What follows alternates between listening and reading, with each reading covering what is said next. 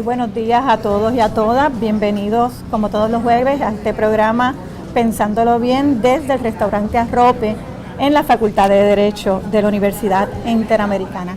Yo soy Iris Camacho Meléndez, soy la decana de estudiantes y hoy sustituyo a nuestro decano, el profesor Julio Fontanet Maldonado, quien no puede estar con nosotros, y me corresponde realizar en esta sesión la labor de moderadora del programa. Nos acompañan hoy el profesor Carlos Ramos González y el profesor Andrés Córdoba Helps, quienes van a estar compartiendo con nosotros sobre varios temas de interés en la semana, entre ellos el tema de inmunidad parlamentaria en el contexto de lo que podríamos denominar un WhatsApp Gate en el clima político puertorriqueño, el importante tema de la Comisión de Energía. También vamos a estar hablando del tema del control de armas en el contexto de lo que es la violencia contra la niñez en Estados Unidos y en el mundo. Y el profesor Andrés Córdoba nos va a estar comentando sobre la próxima publicación del libro Interrupciones por la publicación Interjuris aquí de la Facultad de Derecho, en el que se unen y reúnen una serie de columnas de opinión sobre diferentes temas jurídicos y políticos del país, y que estamos todos muy entusiasmados con dicha publicación. Queríamos comenzar en el próximo segmento con ese tema.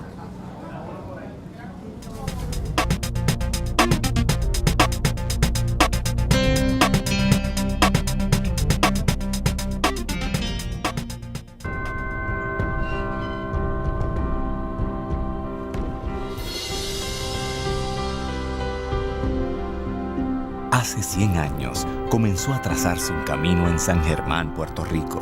Con bases de fundación sólidas, se fue expandiendo. Buscaba apoyar el desarrollo y preparación del ser humano. Miles de caminantes lo han tomado y a través de cada uno de ellos crece, explora, evoluciona.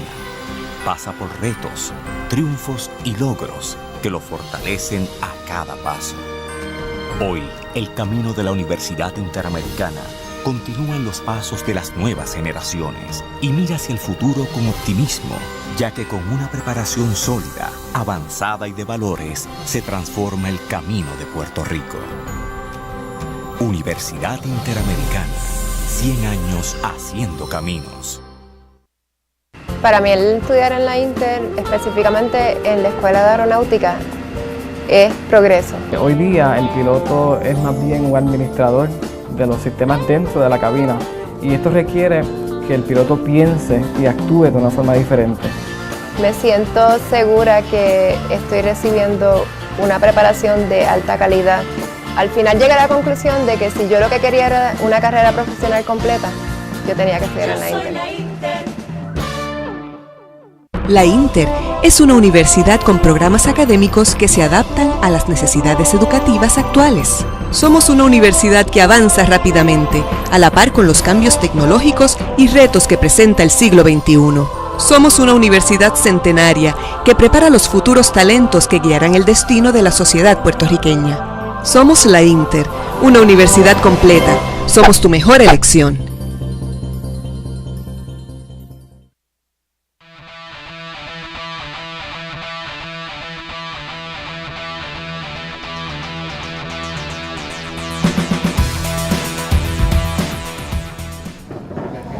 Buenos días nuevamente. Como mencionamos en el inicio del programa, nos acompaña el profesor Andrés Córdoba, quien está próximo a publicar el libro Interrupciones aquí en la editorial de nuestra Facultad de Derecho, la editorial Interjuris, que recoge una serie de columnas sobre reflexiones podríamos hablar de historia del derecho, de filosofía del derecho, de aspectos jurídico-políticos en el país, que fueron publicadas entre el año 2012 al 2017 en el periódico El Vocero, y que la publicación de ellas nos da la oportunidad de leerlas todas juntas y ver quizás cuál es ese hilo conductor entre todas ellas.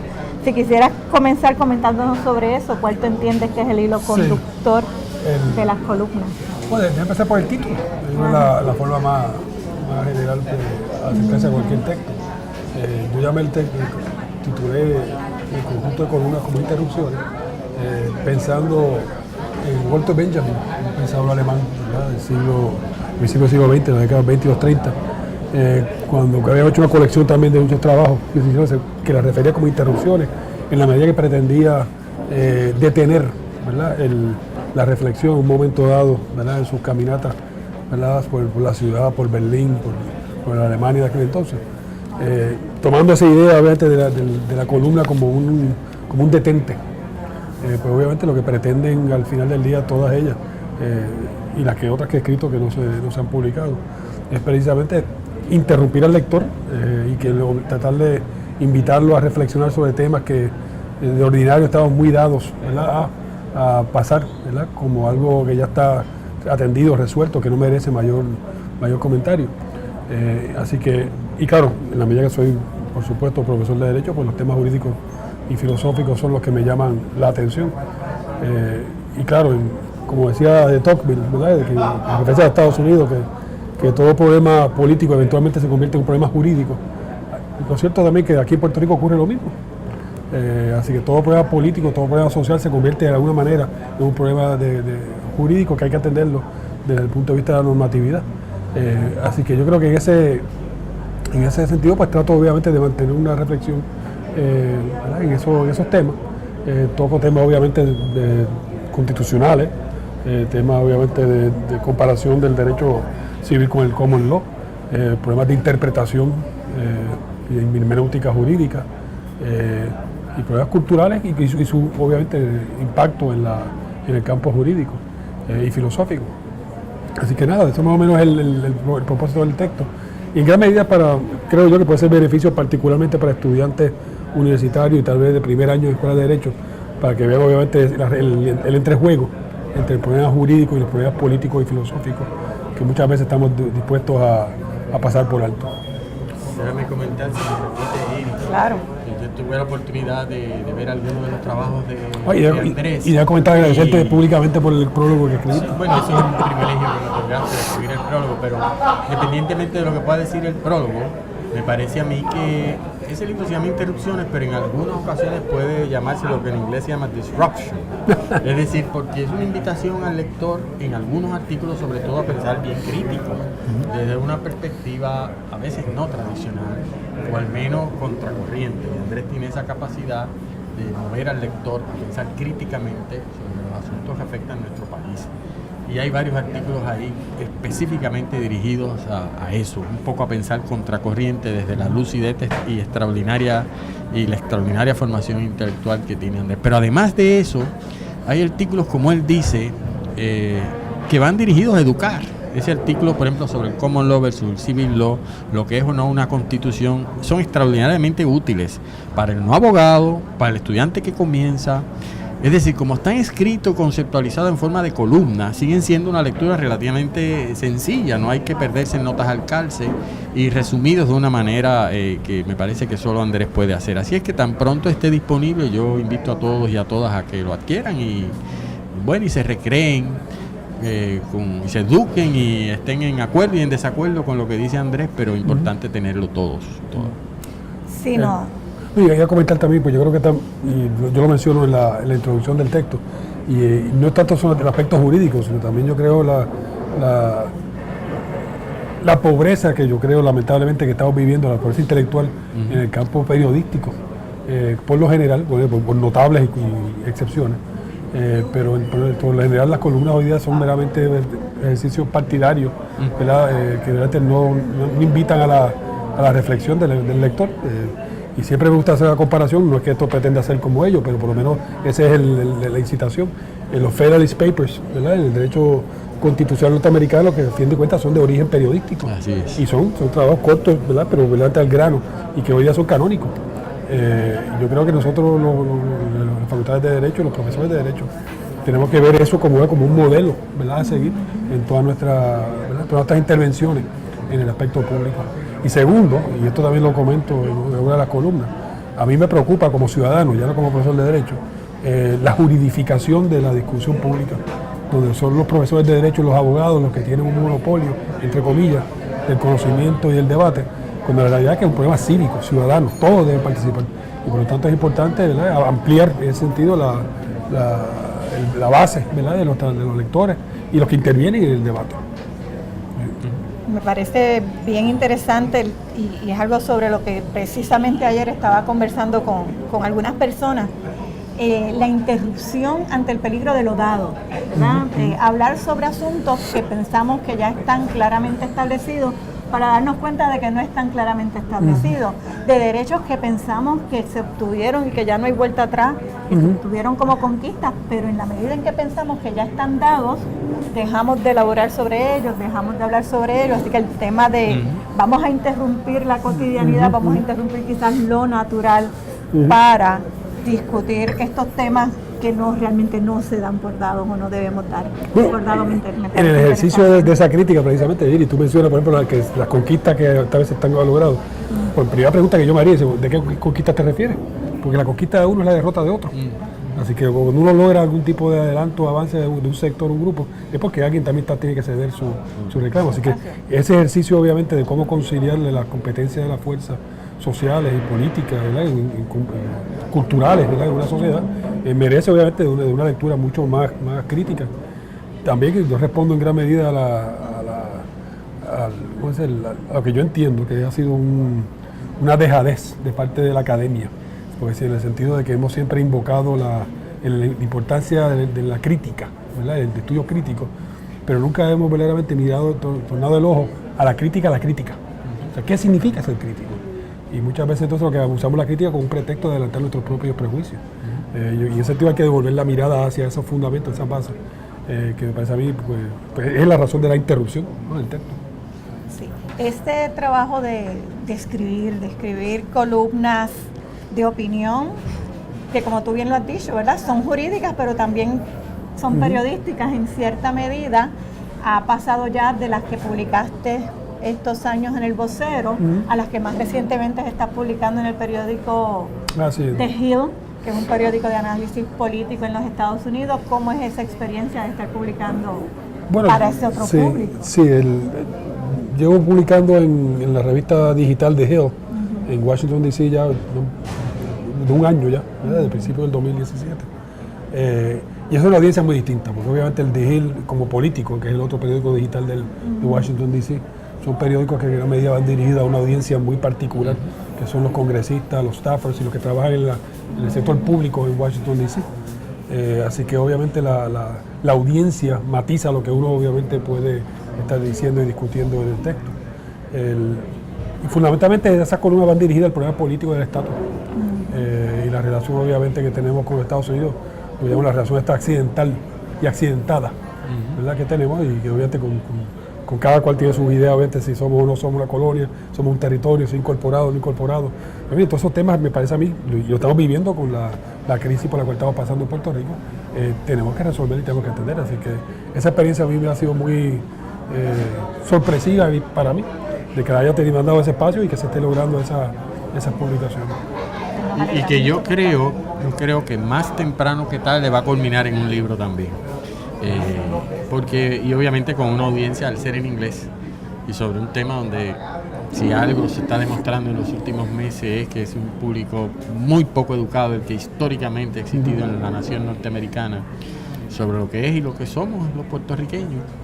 Pues una publicación como la que está haciendo Andrés, unas columnas, sus perspectivas sobre estos temas jurídicos políticos, pues una vez estén en un libro van a tener incluso más divulgación, por eso ya el autor decidirá qué hacer con esos trabajos. Esos proyectos futuros. Pues muchas gracias al profesor Córdoba por hablarnos de su nuevo hijo, como se dice por ahí, ¿verdad?, cuando se publican textos. Y nosotros aquí en la facultad, pues, ¿verdad?, muy entusiasmados esperando esa publicación, así que anunciaremos la presentación del libro tan pronto salga publicado, y también felicitamos a Interjury por la decisión de publicar estas columnas periodísticas jurídicas. Muchas gracias. Muchas gracias.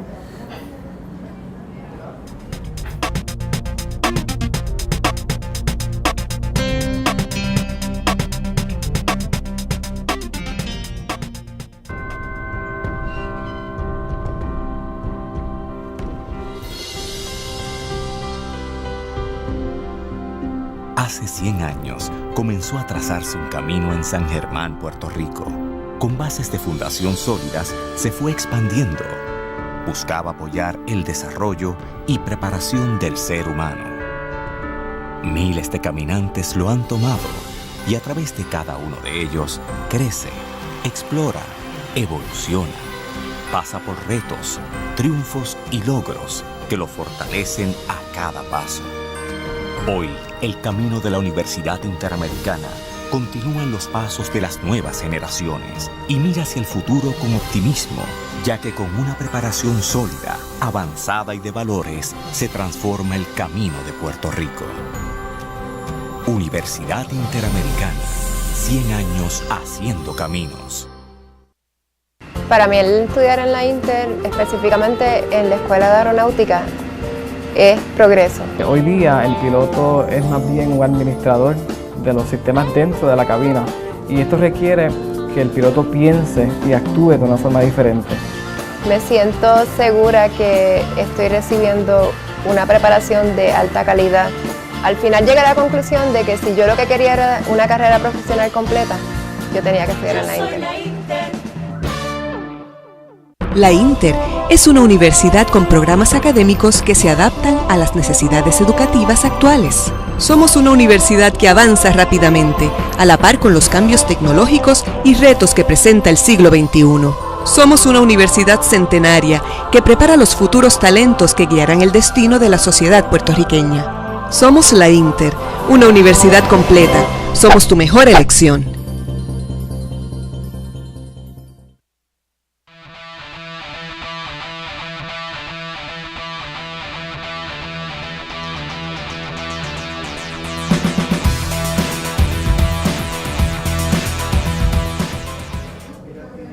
Buenos días nuevamente bienvenidos al programa Pensándolo Bien de la Facultad de Derecho de la Universidad Interamericana. Como mencionáramos antes, vamos a estar compartiendo pensamientos sobre el tema de la inmunidad legislativa en este momento en que se está discutiendo en el país lo que ha ocurrido con una serie de mensajes en la red o en el sistema WhatsApp que, como mencionáramos antes y se lo escuché al profesor Ramos, ¿verdad? Lo podríamos denominar como WhatsApp Gate. Vamos a ver qué los profesores entienden de esta situación que estamos viviendo en el país en estos momentos. Sí, bueno, lo habíamos comenzado a discutir aquí en el programa la última vez y es un tema que yo creo que va a estar con nosotros por un buen tiempo, ¿verdad? Porque lo que ocurrió es bien peligroso si lo que se alega efectivamente es correcto y todo parece que así es, que es la conducta de un juez en funciones comunicándose sobre asuntos que está adjudicando con alguna comunicado sin que la otra parte se entere, con una de las partes privadas, ¿verdad? Una de las y obviamente oscureciendo la labor judicial, la imparcialidad y la independencia judicial, hacerlo a través de WhatsApp en un proceso político donde hay involucrados también otros funcionarios del gobierno, alegadamente de la rama ejecutiva, y abogados y abogadas que, bueno, también están reglamentados con mucho cuidado por parte del Estado. En ese proceso, pues sabemos que ya lo hemos empezado a discutir, que esto se inicia porque está en WhatsApp, esas comunicaciones impropias, y el WhatsApp lo da a conocer, pues, un miembro de un senador del Partido Popular en su función como senador. Lo recibió allí y lo dio a conocer al país. ¿Cómo lo recibió? Pues no lo sabemos. Como consecuencia de eso, pues sabemos que se han activado varias investigaciones. Investigaciones dentro de la rama judicial, que ya ha decidido suspender provisionalmente al juez en lo que se investiga si hay una violación o no a los cánones de ética.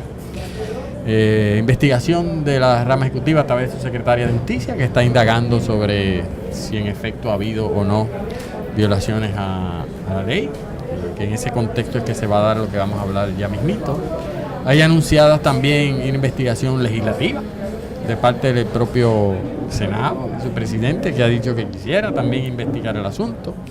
Y hay una petición a la jurisdicción federal de parte de un partido político para que la jurisdicción federal, en este caso la Fiscalía Federal, se meta, y lo cual es interesante porque usualmente cuando hay esa solicitud de la respuesta del FBI, que es el ente investigativo de la fiscal es: no comentamos sobre investigaciones en curso, sí o no, y sin embargo en esta ocasión contestaron: sí lo hemos recibido, yo que estamos esperando instrucciones. Yo no sé si eso es indicativo de algo u otro, pero bueno, ya veremos. Así que hay muchas investigaciones en progreso.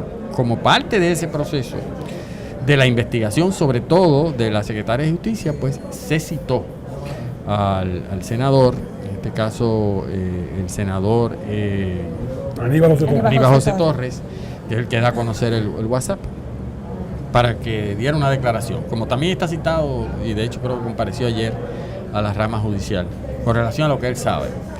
¿Qué pasa? Cuando tenemos una citación de la rama ejecutiva, en este caso el secretario de Justicia, sobre un senador, siempre van a surgir lo que podemos llamar problemas de la alegada inmunidad parlamentaria. ¿Y de qué estamos hablando? Lo que pasa es que la Constitución de Puerto Rico establece, para que un legislador pueda realizar su función legislativa libre de presiones, sobre todo de las dos otras ramas de gobierno, particularmente de la rama ejecutiva, pues establece que el senador, la senadora, el miembro de la Asamblea Legislativa tiene dos clases de inmunidades. Una, la inmunidad con relación a arrestos, mientras dure la sesión o encaminado hacia ella o de regreso a ella, que no es la que está aquí planteada, que fue la que se dio a propósito cuando hubo las investigaciones con relación a De Castro Fonte, el senador De Castro Fonte, que se planteó ese tema. Y la otra, que es la que sí está aquí planteada, y es la que específicamente se habla de la inmunidad parlamentaria por las expresiones que se hacen. Y la Constitución dice inmunidad frente a los votos y expresiones en una Cámara o en cualquiera de sus comisiones. Y un poco lo que se busca, eso lo trae el constituyente puertorriqueño de la Constitución de Estados Unidos, del Congreso de los Estados Unidos, que a su vez lo trae de la tradición inglesa, creada en sus orígenes, quizás desde la Carta Magna, siglo XIII, pues precisamente para que el Parlamento pueda realizar sus funciones libre de las presiones del rey o de la reina, del monarca. En un sistema complicado como es el sistema parlamentario inglés, eso es una realidad que la copia la nación norteamericana en su constitución y la copiamos de nosotros, a mi juicio, para bien. Y eso ha sido objeto de análisis por el Tribunal Supremo de Puerto Rico, particularmente en los tiempos del Cerro Maravilla, la investigación del Cerro Maravilla, que recordarán muchos, si no, pues deben estudiarlo, que ocurrió en la década de los 70 al finales. Pues en el país desgraciadamente hubo una planificación, unos asesinatos por parte del Estado con relación a unos individuos en el Cerro Maravilla, y eso causó una gran conmoción en el país porque se trataba inicialmente de un supuesto ataque terrorista que culminó en unos asesinatos de Estado contra unas personas que iban allí a cometer unos delitos, pero no en la naturaleza que se les imputó inicialmente, y se negó ese asesinato, se investigó de diferentes maneras, y una de las investigaciones más importantes, además del que hacía la prensa, los poderes privados, pues la que hizo el Senado de Puerto Rico cuando lo presidía don Miguel Hernández Agosto. Y esa investigación produjo serios confrontamientos entre la rama legislativa y la rama ejecutiva, y uno de los casos tiene que ver con la transmisión de las vistas de Maravilla por televisión, que muchos recordarán. Los que no la han visto están en YouTube, a propósito, están disponibles, las pueden ver. Pero entonces el entonces gobernador Romero Barceló cuestionó que fuese una función legislativa legítima transmitir las vistas de una comisión. Hay que entender los tiempos, cuando entonces eso no se transmitía, no era común, y había pues un planteamiento, yo creo que en el fondo preocupación, porque eventualmente se descubría la verdad. Yo sé que el ex gobernador diría un planteamiento genuino, porque hay cosas que la legislatura no debe estar metiéndose, porque él entendió siempre que era persecución. Hubo un confrontamiento sobre si eso era una función, y entonces el gobernador demanda al presidente del Senado. Y lo primero que hace el presidente del Senado, un issue que lo estoy reduciendo a un poquito obviamente más complejo de lo que levantaba Romero con relación si eso era propaganda política o no, conforme la ley de entonces, es que él no puede ser demandado porque goza de inmunidad parlamentaria. Y el Tribunal Supremo define, a mi juicio, por primera vez de una manera bastante extensa por el juez Trías Monge, que tuvimos esa ventaja y peculiaridad, que es Trías Monge interpretándose a sí mismo, ¿no? O sea que un poco su rol en la rama legislativa, algo que siempre pues llama mucho la atención, ¿verdad? Pero bueno, resultó que esa es la historia, ¿no? El juez presidente resultó también ser miembro de la constituyente, para interpretar qué cobija esa inmunidad para resolver ese caso, pues dice que en Puerto Rico, si bien eso viene de la Constitución de Estados Unidos, la protección al legislador debe ser una más liberal y más amplia. Esas son las premisas que establece. Porque siempre en Estados Unidos habían, por ejemplo, dudas de si se extiende exclusivamente, por ejemplo, a la persona del legislador, a todas las expresiones que haga, si son solamente las que hace en el hemiciclo, en la Cámara, incluye las que puede hacer, por ejemplo, en un programa de radio, las que puede hacer una columna periodística, incluye investigación.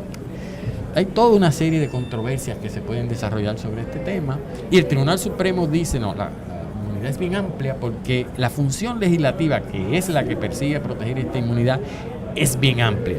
Y ahí se aclara por primera vez de una manera contundente que la función legislativa en Puerto Rico no es solo de aprobar leyes, que es uno de los issues que estaba en maravilla. Se impugnaba que se estuviese el Senado metiendo a investigar la comisión de un delito cuando su trabajo fundamental es aprobar leyes, a no ser que esa investigación estuviese dirigida específicamente a la aprobación o a la revisión de un cuerpo de leyes, que no se había dicho tampoco que necesariamente esa era la razón. Y el Tribunal Supremo de Puerto Rico dice, no, la función legislativa incluye no solamente aprobar leyes, incluye investigar asuntos de interés público, aunque no culminen en la aprobación de leyes. Incluye fiscalizar al gobierno, que no necesariamente culminen en aprobación de leyes. Y concluye educar al país sobre asuntos de interés público. Definido así, no hay duda que la transmisión de las vistas de maravilla pues estaban incluidas por la inmunidad parlamentaria. La pregunta es, cuando fue citado en esta ocasión Aníbal José Torres, al secretario de Justicia, para que contestara unas preguntas sobre la divulgación del WhatsApp, que él había creado esta controversia, las preguntas que se le hicieron, todas de por sí, estaban protegidas por la inmunidad. Algunas estarían protegidas, otras no. Es una controversia que se dio. Una pregunta que tengo, y es donde yo tengo mi duda sobre el asunto. ¿Hasta qué punto verdaderamente estamos hablando de un asunto de inmunidad y verdaderamente lo que está levantando es un privilegio? Y inmunidad y privilegio no son sinónimos. No son sinónimos, pero yo creo que él lo que quiere es, y lo que está levantando es la inmunidad, porque es la que está en la Constitución. Es decir, él está levantando la inmunidad que establece en la Constitución, que es la inmunidad, porque así lo dice, esa es la intención del constituyente, de protegerte en tus expresiones y votos. Y ya se sabe que expresiones y votos, ha dicho el Tribunal Supremo en esto, significa función parlamentaria.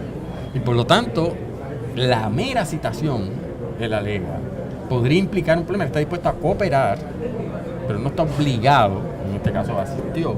Y si asiste, depende de lo que me preguntes, algunas te las puedo contestar, pero otras, si yo entiendo, dice él, afectan mi función como legislador. Y en este caso él alega que revelar quién le entregó a él el WhatsApp afectaría su función como legislador, pues él entiende que entonces eso atenta contra la inmunidad parlamentaria, no el privilegio. Sí, pero es que hay una dificultad porque la inmunidad lo que al final le digo que protege es la expresión o las acciones que hace, ¿verdad?, el legislador. Como las ha definido el Tribunal Supremo. Exacto. Pero privilegio es que yo no tengo que divulgarlo, pues yo puedo divulgar y todavía estar protegido. Correcto. Así que el hecho de que yo no esté divulgando no quiere decir necesariamente que estoy violando entonces la inmunidad. Por eso, pero eso va en cuanto a las preguntas y presumo que podría ser un argumento que va a hacer la Secretaria de Justicia. Lo que yo creo que va a hacer Aníbal José es que no va a establecer la diferencia que tú quieres establecer entre privilegio e inmunidad, sino que el mero hecho de yo tener que contestar algunas preguntas de por sí afecta a mi inmunidad. Yo creo que ese va a ser el planteamiento, bueno, que en su día veremos resuelto por el tribunal. Yo creo que en ese punto en particular, haciendo la aclaración que no conocemos todas las demás preguntas, y lo que sabemos es que la Secretaria de Justicia ha reconocido que en algunos reconoce que hay inmunidad, pero que en otras no, pues ya veremos. Si la jurisprudencia es la que es, obviamente el senador pues tiene las de ganar, porque se ha definido de una manera bien amplia, pero habrá que esperar a ver específicamente cómo culmina, si en efecto termina con alguna especie de orden en el tribunal para que se le obligue. Me gustaría escuchar tu comentario particularmente sobre el aspecto federal. Vicente, como ha habido también una querella que se ha radicado con la Fiscalía Federal, y entonces, obviamente, si deciden en su día abrir una investigación, no sabemos si así lo harán, y citan entonces a Aníbal José Torres, si pudiera levantar inmunidad en ese contexto. Y pienso el caso de hace unos años atrás de Héctor Martínez, cuando citaron obviamente al hoy presidente del Senado, Rivera Chats, y el juez Bezosa declaró que no había tal inmunidad frente al Tribunal Federal. Sí. Así que te levanta ese issue jurisdiccional que me parece a mí que es interesante comentarlo. Ese asunto que no se ha discutido por nadie públicamente, efectivamente, a mi juicio, plantea una situación diferente. Porque la inmunidad parlamentaria, a mi juicio, está bastante claro lo que ha dispuesto el Tribunal Supremo de Puerto Rico, aunque, como bien tú señalaste, siempre van a haber discrepancias de criterios sobre si las preguntas de por sí son inmunidad o al final lo que se está levantando es un privilegio. Pero en la jurisdicción federal la cosa es distinta. Primero, porque la jurisdicción federal ha dicho, y ahora es interesante lo que tú mencionabas ahorita, primero que la inmunidad que existe en la Constitución de Puerto Rico es inmunidad con relación a las acciones del gobierno estatal dentro de sus ramas. Esa no existe para protegerte frente al gobierno federal. Lo que pasa es que él va a ahí decir, eso es interesante, allí va a convertir la citación, posiblemente allí él va a alegar que tiene un privilegio. Porque, claro, porque ahí va a levantar posiblemente privilegio, porque yo creo que la experiencia en cuanto a inmunidad es más difícil. Y el tema de la levantar privilegios, incluso aun cuando fuera en la forma gráfica de inmunidad, ya es más compleja en la jurisdicción federal, porque ahí la jurisprudencia y los comentaristas no hay una sola respuesta uniforme. Y hay decisiones conflictivas en los circuitos. Esto es un tema de derecho probatorio. Hasta dónde un privilegio estatal puede levantarse en la jurisdicción federal. Es problemático de una perspectiva constitucional, así que ahí la pelea no va a ser distinto. Hago distinción. La máxima cuando la Constitución de Puerto Rico está entredicho por promesa. Bueno, además de que la Constitución de Puerto Rico y su valía frente a la jurisdicción federal, por otras razones, obviamente está absolutamente desinflada desde el punto de vista que es, desde mi perspectiva, un préstamo del poder del Congreso a que los puertorriqueños la aprobáramos. Pero bueno, el otro tema todavía es más complicado, porque es el tema dentro de la jurisdicción federal de si la citación no fuese de la Fiscalía o del FBI, sino si es de un gran jurado federal. Ahí las probabilidades también de prevalecer del Senado también van a ser menos para algunos temas y el asunto se podría complicar, porque ahí levantar privilegios en la citación de un gran jurado del Tribunal Supremo de los Estados Unidos, la decisión sobre todo de Branford versus Hay, que tiene que ver incluso con las fuentes periodísticas, no lo quiso reconocer. Y entonces pues el privilegio / inmunidad del legislador pues la va a tener puesta arriba, ¿verdad? Así que ya veremos. Yo creo que esto es un asunto desde el punto de vista estricto de derecho constitucional que se va a extender y que vamos a estar hablando de eso posiblemente en otros programas. Y aparte desde el punto de vista sustantivo, la realidad es que citar al senador para que provea la información de dónde fue que obtuvo esa página de WhatsApp es inconsecuente. Sí, yo creo que el problema constitucional, que es muy serio, está predicado en una controversia sumamente pueril. Y déjame porque hay tanta otra forma de lograr ese... Y eso es lo que ha pasado en muchas de estas citaciones del gran jurado. Por ejemplo, con los periodistas. Que ante la dificultad esa, porque esa decisión de Branford fue bastante dividida, de tener que estar encarcelando periodistas por no dar su fuente, lo que realmente muchas han hecho las investigaciones federales, que se han dado cuenta, que aquí yo creo que podría pasar, que eso que quiere aportar el periodista es prueba de corroboración y que no hace falta para investigar. Yo creo que aquí, y un poco pues eso, el país tiene que tenerlo claro, quién le entregó no el WhatsApp resulta ser tan secundario a la imputación que se le están haciendo a él. Y hasta dónde eso sea esencial para la investigación le tocará a la secretaria de Justicia y quizás en su día un gran jurado especificar por qué es tan importante para la investigación que fuerce a la rama judicial a tomar una decisión que de por sí es difícil y podría ser antipática. Y yo creo que tengo otro elemento que está en esta discusión que también nos ha traído a colación, aun cuando se ha manifestado, el problema de separación de poderes entre la Asamblea Legislativa y el Fortaleza, sobre cómo proteger las prerrogativas, ¿verdad?, de la Asamblea Legislativa. Que es lo que está en el fondo del tema de la inmunidad parlamentaria, que es un tema de separación de poderes. Lo cual, a propósito, en los contextos de estas semanas, como sabemos, se están dando unas situaciones interesantes de Senado, la rama legislativa y el Ejecutivo, desde mi perspectiva muy beneficiosas para la democracia, porque históricamente cuando un mismo partido controla ambas cámaras, quizás por la disciplina de partido, los conflictos de separación de poderes son menores. Eso cambió en Puerto Rico hace unos años, desde el caso de los auténticos y otros que han habido por ahí, donde para bien de la democracia, no necesariamente la disciplina de partido prevaleció por las razones que sean. Y yo creo que eso está pasando ahora. Muchos de estos conflictos, por ejemplo, que ahora mismo, incluso con los WhatsApp, el primero que dijo que le ratificaba la inmunidad, que a mi juicio no tenía que hacerlo, o sea, la Constitución se la aprobó, pero por si acaso, fue el presidente Sáenz protegiendo a un senador que no es de su partido. Así que vivimos tiempos constitucional y políticamente muy interesantes en el país. Sí, me parece que hay, utilizando un concepto que yo utilicé, un hilo conductor desde el que comenzamos con las columnas del profesor Córdoba hasta este análisis histórico constitucional de la inmunidad parlamentaria, en un contexto que también lo había pensado yo anteriormente, en un contexto de cuán importante es saber quién entregó o no entregó los WhatsApp, cuando en este momento hay otras maneras de conseguir esa información.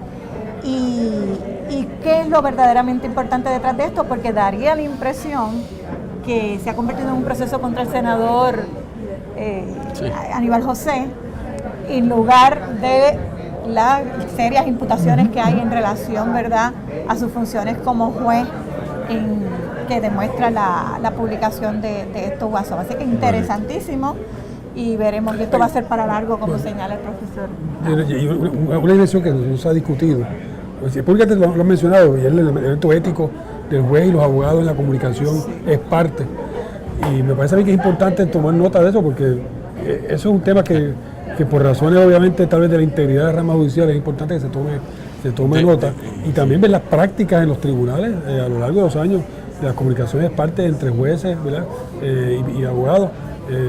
Que obviamente el Vox Populi, si tener la acción, ha levantado muchas interrogantes. Déjame decirte que sobre ese tema ético judicial, en efecto, como tú dices, es bien importante. Yo creo que la investigación de la rama judicial, que se la ha criticado a veces por lentitud, pero las hacen y las completan. Yo creo que va a correr mucho más rápido que las de las demás ramas. Por la integridad. Es interesante también, como quiera, conforme jurisprudencia del Tribunal Supremo, como esa investigación va a tener que ser pública más temprano que tarde y más temprano que muchas otras, porque hay un derecho a acceso a esa información. Por otro lado, no se ha discutido adecuadamente todavía, porque no sabemos todos los personajes de la conversación, la responsabilidad ética que puede haber habido ahí de abogados y abogadas. Sí. Y eso es bien interesante, por algo que me comentaba hace poco un distinguido compañero que estudia con mucho detenimiento el tema de la ética judicial. Que, por ejemplo, yo ahora mismo no tengo derecho a radicar una querella para que se investiguen a los posibles abogados y abogadas en el Procurador General, como era antes, ni siquiera sino que el Tribunal Supremo de Puerto Rico, cuando enmendó su reglamento hace unos años, dispuso que esas querellas hay que radicarlas directamente en el Tribunal Supremo. Así que quien único es responsable de analizar inicialmente esta controversia no es el Procurador General, no es el Departamento de Justicia, no es la rama legislativa, no es la OAT, es el Tribunal Supremo de Puerto Rico que se ha impuesto esa carga, que ya veremos a ver cómo lo asume en los próximos meses, si es que efectivamente salen abogados y abogadas involucrados en este proceso. Uno de los grandes peligros de este tema, que sé que quizás discutiremos más adelante. Ahora vamos a otro receso, otra pausa del programa, y regresaremos próximamente.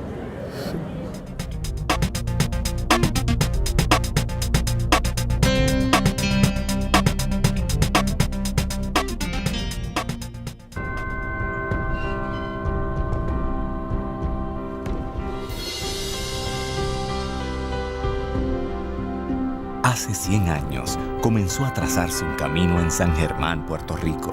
Con bases de fundación sólidas, se fue expandiendo. Buscaba apoyar el desarrollo y preparación del ser humano. Miles de caminantes lo han tomado y a través de cada uno de ellos crece, explora, evoluciona. Pasa por retos, triunfos y logros que lo fortalecen a cada paso. Hoy, el camino de la Universidad Interamericana continúa en los pasos de las nuevas generaciones y mira hacia el futuro con optimismo, ya que con una preparación sólida, avanzada y de valores, se transforma el camino de Puerto Rico. Universidad Interamericana, 100 años haciendo caminos. Para mí el estudiar en la Inter, específicamente en la Escuela de Aeronáutica, es progreso. Hoy día el piloto es más bien un administrador de los sistemas dentro de la cabina, y esto requiere que el piloto piense y actúe de una forma diferente.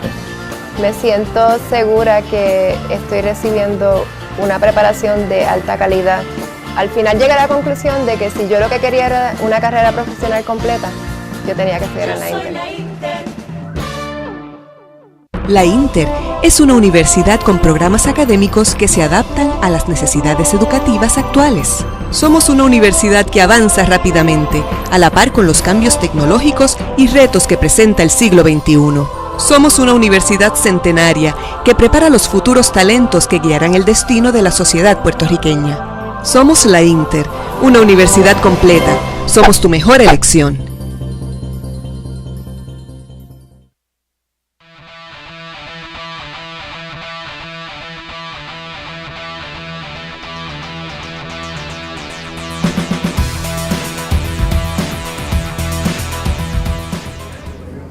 Llegamos al segmento final de nuestro programa Pensándolo Bien en la mañana, en el mediodía de hoy. Hemos hablado del tema interesantísimo de la inmunidad parlamentaria y cómo el tema de WhatsApp Gate se extiende no solamente a este tema constitucional, evidenciario, sino a unas posibles implicaciones éticas de funcionarios públicos y de abogados en este momento, que sabemos que en su momento más adelante terminaremos discutiendo nuevamente. También es importante, ¿verdad?, que compartimos con el profesor Córdoba sobre su nuevo libro, que estén pendientes de su publicación. Teníamos en el tintero dos temas que vamos a dejar para una próxima ocasión: el tema de la Comisión de Energía y el tema del control de armas, utilizando, ¿verdad?, la tragedia ocurrida ayer en una escuela superior cerca del área de Fort Lauderdale, que es tan cercana a nosotros los puertorriqueños y las puertorriqueñas, y cómo el tema de control de armas impacta en los Estados Unidos, fundamentalmente a los niños y a las niñas. Mueren promedio cada año en Estados Unidos más de 2.000 niños y niñas como parte de por balas, ¿verdad?, por armas. Así que ese tema los dejamos sobre el tintero, los discutiríamos en una próxima ocasión. Agradecemos al profesor Córdoba su primera participación en el programa, que sabemos que no será la última, tenemos varias ideas, y como de costumbre el profesor Ramos agradecemos toda esa reflexión histórico-jurídica de los temas que discutimos. Muchísimas gracias y hasta el próximo programa. Bien, buenas tardes.